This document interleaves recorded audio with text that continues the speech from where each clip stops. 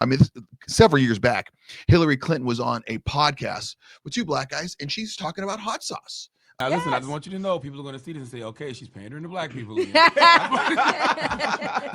Okay. Is it working?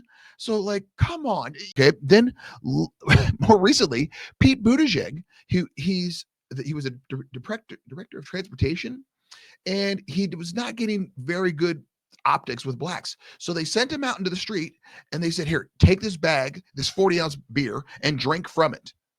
Jenna, do you have this pick? And then you're thinking, okay, Rubio, so this just happens to the blacks and not the Mexicans? No. Gavin Newsom, Jenna didn't even know who this was, actually. He's the governor of California. He's a very, very slick politician. I'm betting that he's going to be the next presidential candidate for 2028 for the Democrats. He signed a bill. Jenna, go ahead and throw up the pick of the Lowriders. He signed a lowrider bill.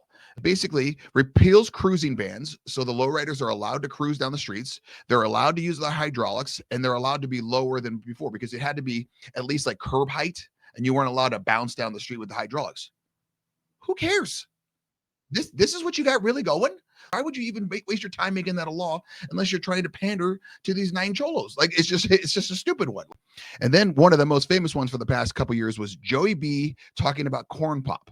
So Joey B's in this black community, and he's trying to get some votes. This is, whatever it was, 2019 or whatever it was. Jenna, this is one of the most famous, outlandish Joey B stories of all time. This one, it's so shockingly a lie and bad that I wish I had hair because I would pull it out. Jenna, go ahead and play this video. The darn cement over there. And Corn Pop was a bad dude. And he ran a bunch of bad boys. And I did. And back in those days, to show how things have changed, one of the things you had to use, if you used pomade in your hair, you had to wear a bathing cap.